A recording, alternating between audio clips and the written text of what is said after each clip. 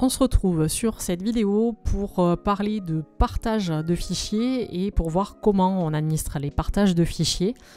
Alors, je vais faire deux vidéos pour ça. Une première sur celle-ci où on va faire ça de façon manuelle et bon, on va pouvoir s'apercevoir que c'est un petit peu long à faire. Et ensuite, dans une deuxième vidéo qui parlera de ce sujet-là, on fera ça de façon automatisée avec un script. Alors, on va commencer à regarder un petit document où on nous invite à reproduire une arborescence qui est similaire à celle-ci sur notre disque E. Alors, j'ouvre le disque E et donc on va voir que c'est à l'intérieur de ce disque qu'on va créer cette arborescence. Voilà, mon disque de E est ouvert. Donc c'est ici que je vais venir créer le dossier partage à l'intérieur duquel je vais avoir un sous-dossier administratif avec commun et perso, puis les persos de tous mes utilisateurs qui se situent en fait dans l'unité d'organisation qui correspond à ce dossier-là administratif, puisqu'on va essayer de faire correspondre les unités d'organisation au partage qu'on va créer. Alors bien sûr, après je les ai pas mis, mais il va y avoir la même chose pour scolarité, formateur, comptabilité. Et puis un petit peu plus tard, ça c'est on le verra dans la deuxième vidéo, on va s'occuper de la partie stagiaire et on automatisera la création notamment des répertoires personnels. Alors je vais commencer par créer déjà la partie pour le service administratif. Donc je commence par créer un dossier partage à l'intérieur duquel je viens créer un autre dossier administratif. Et puis dans administratif, je vais avoir un dossier commun et un dossier perso.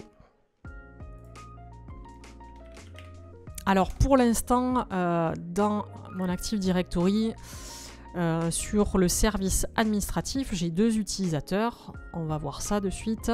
Donc ici, si on va dans administratif, on voit qu'il y a ces deux utilisateurs-là. Et donc, je vais créer des dossiers personnels pour ces deux utilisateurs.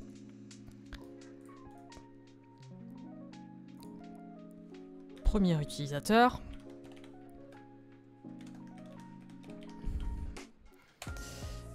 Et le deuxième.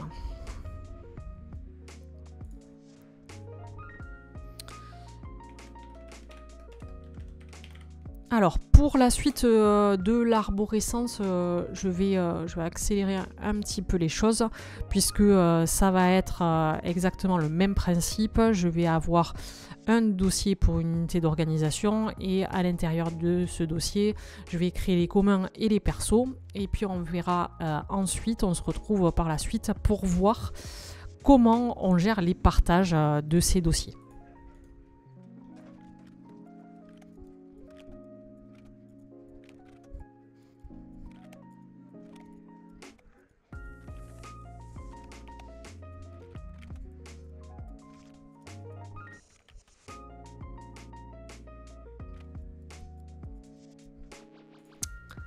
Voilà, donc là, la création des dossiers est terminée.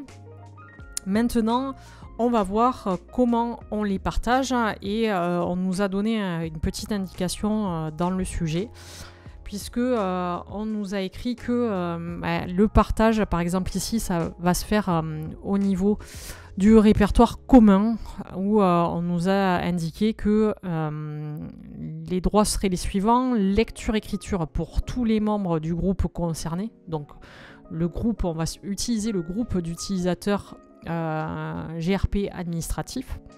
Et donc c'est ce que je vous disais, la création des groupes dans l'Active Directory, ça va être utile pour administrer les autorisations sur des partages.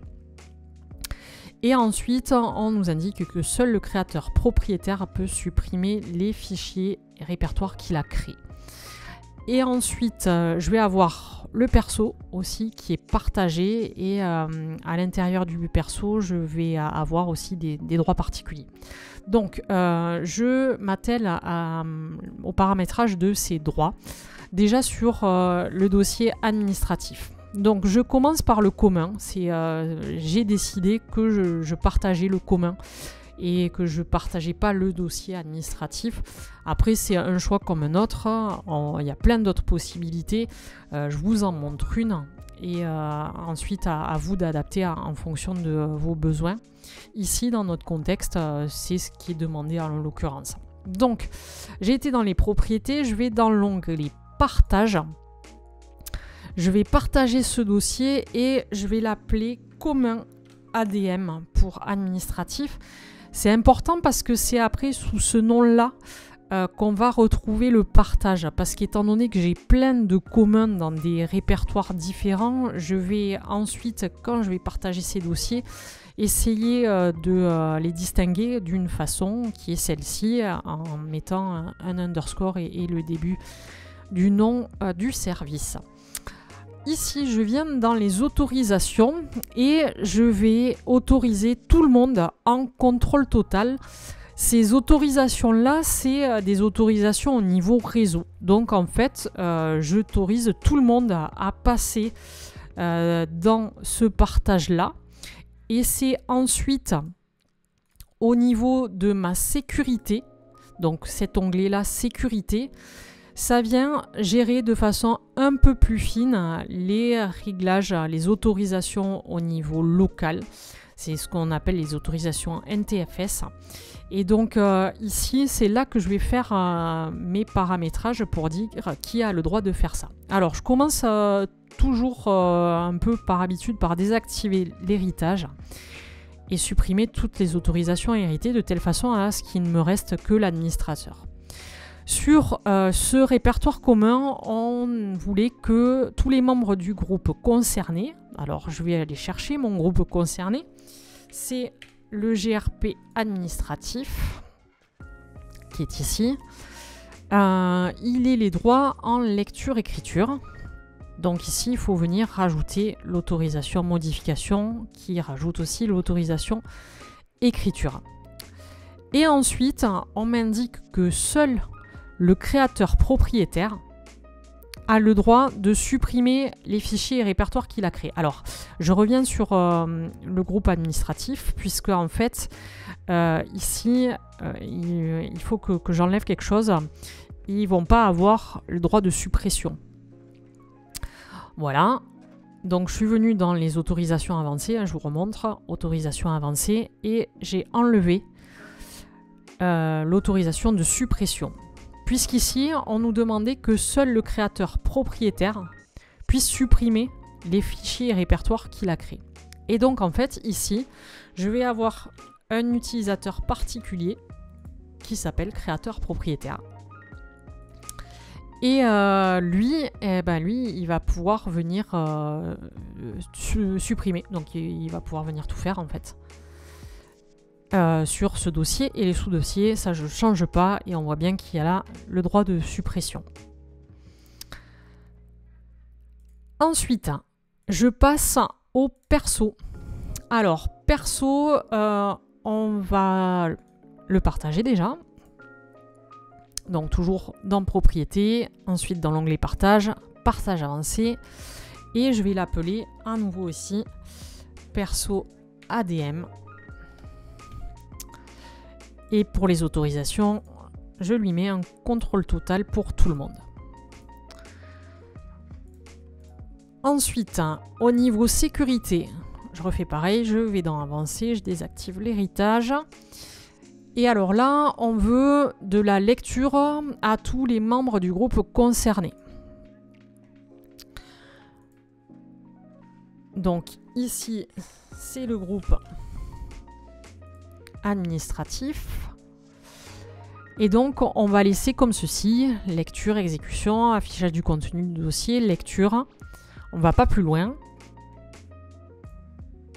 Et c'est après sous chacun des sous-dossiers qu'on va avoir, donc chacun des dossiers perso, qu'on va venir faire un petit paramétrage.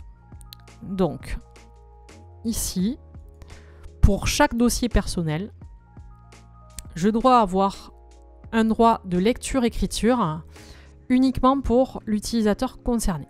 Alors, je viens d'avancer. À nouveau, je désactive l'héritage. Comme ça me dégage le groupe administratif.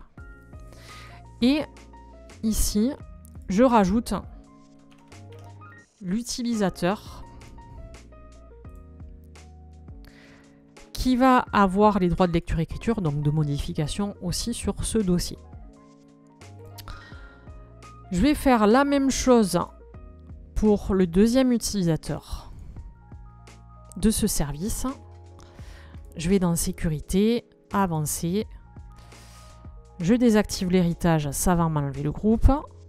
Et ensuite, ici, je rajoute l'utilisateur avec des droits en plus de modification. Voilà, je vous ai détaillé la procédure là pour un service. Je vais faire la même chose pour les autres services et on se retrouve juste après pour les tests. Alors maintenant qu'en principe j'ai bien mis tous les droits sur tous les partages comme il le fallait, on va faire un test. On va aller prendre un client, donc notre client Windows 11. On va se connecter avec un utilisateur du service administratif et on va voir s'il a bien accès aux partages qui sont définis maintenant sur ce serveur. On va voir l'ensemble des partages qu'il peut voir et ceux auxquels il peut accéder. Donc je vais me connecter ici avec le premier utilisateur de mon OU. J'en ai une qui a craché. Ah, alors on va voir. Alors maintenant que j'ai redémarré après ce petit crash en live, je vais donc passer sur mon client et me connecter avec un utilisateur du service, je ne sais plus. Je viens revoir, c'est le service administratif. Voilà, je vais ouvrir mon Active Directory aussi. Alors, sur cet utilisateur-là, on va voir à quel partage du serveur il a accès. Donc, pour avoir la liste des partages du serveur, on vient sur un explorateur de fichiers et dans la barre de chemin d'accès, on va mettre le nom de notre serveur. Et donc on voit qu'il y a un certain nombre de partages. Ici, ce qui va nous intéresser, c'est le commun administratif et en théorie, on va avoir aussi accès au perso administratif. Les autres, je vais en tester quelques-uns. Voilà. Windows ne peut pas accéder à ce partage-là. Je vais en tester un autre. Voilà, vous n'avez pas l'autorisation d'accéder à ce partage. Par contre, le commun et le perso, en théorie, pour le service administratif, on peut y accéder. Maintenant, qu'est-ce qu'on peut faire? Donc, dans le commun, normalement, les utilisateurs du groupe administratif avaient les droits de lecture-écriture. Donc, on va créer un document texte et on va l'appeler. Comment on pourrait l'appeler?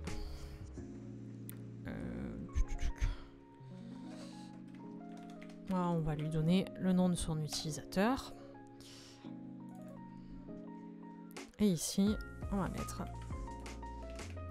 Hello.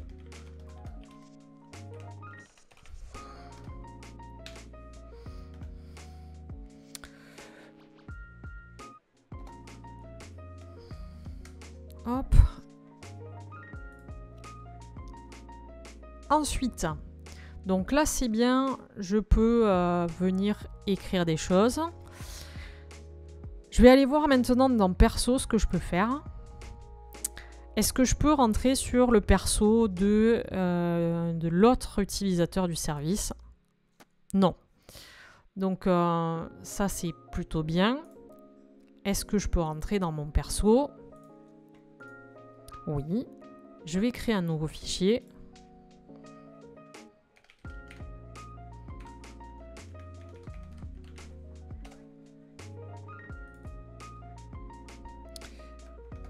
Et je fais un petit texte différent.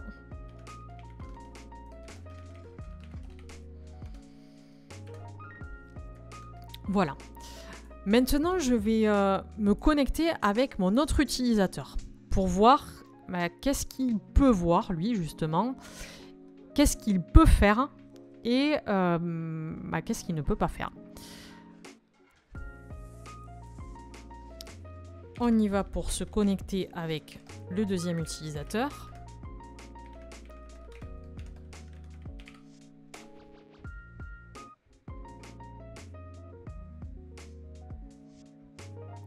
On est donc connecté avec ce deuxième utilisateur. On va dans un explorateur de fichiers. Toujours pareil, dans la barre d'adresse, je vais venir voir les partages du serveur. Donc toujours pareil, hein, si je veux aller sur un partage qui n'est pas de mon service, en théorie, je n'y ai pas accès. Je vais avoir accès à ce qu'il y a dans le commun. Et donc je viens voir ici qu'il y a eu un fichier qui a été déposé. Je peux lire ce fichier, je peux même le modifier. Voilà. Et par contre, normalement, je ne peux pas le supprimer. Voilà, vous devez disposer d'une autorisation pour effectuer cette action. Pourquoi je ne peux pas le supprimer? Parce que souvenez-vous qu'on a défini que seul un créateur propriétaire peut supprimer ses fichiers et ses dossiers. Donc c'est bien ce que ça fait là. Je peux venir modifier le fichier, mais je ne peux pas le détruire. Seul son propriétaire pourra le faire. Je vais venir créer un deuxième fichier en lui donnant le nom de mon utilisateur. Je fais un peu la même chose.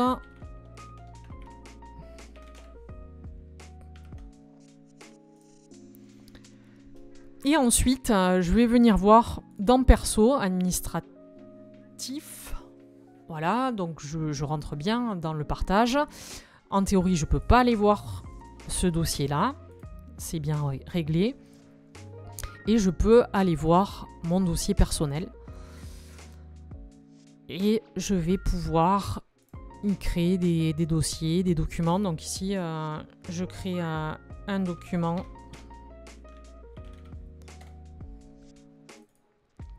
Hop.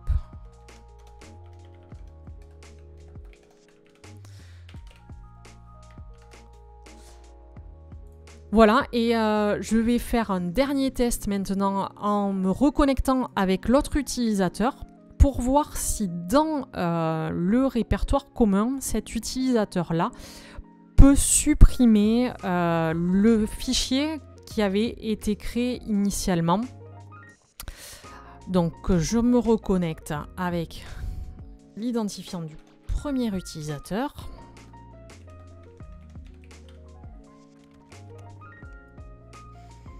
Toujours pareil, je viens dans l'explorateur de fichiers. Je viens voir les partages du serveur. Alors c'est un peu fastidieux hein, d'aller à chaque fois sur ça. Ça serait bien d'avoir un raccourci. On le verra ça un petit peu plus tard. Je viens donc dans le commun. On voit bien qu'il y a un nouveau fichier qui a été rajouté. Là aussi, on peut modifier ce fichier, pas de problème. On ne doit pas pouvoir le supprimer. Voilà, on ne peut pas le supprimer. Par contre, ce fichier qui avait été initialement créé par cet utilisateur-là, je dois pouvoir le supprimer. Voulez-vous vraiment supprimer ce fichier de façon permanente? On n'avait pas le même message tout à l'heure. Je fais oui. Et voilà, le fichier a bien été supprimé. Donc ça montre bien que seul le créateur propriétaire peut supprimer les fichiers répertoires qu'il a créés. Alors, on va s'arrêter là pour cette vidéo. Et comme je vous ai dit en introduction, je vais vous montrer dans une seconde vidéo comment on peut automatiser la gestion des partages avec bien sûr un script PowerShell encore. Il y a une partie qui va être encore manuelle, mais on va voir que pour un lot d'utilisateurs, on va pouvoir automatiser la création des partages et toutes les propriétés toutes les autorisations, et toute la partie sécurité qu'on va pouvoir gérer de façon automatique avec un script. Je vous dis donc à la prochaine vidéo.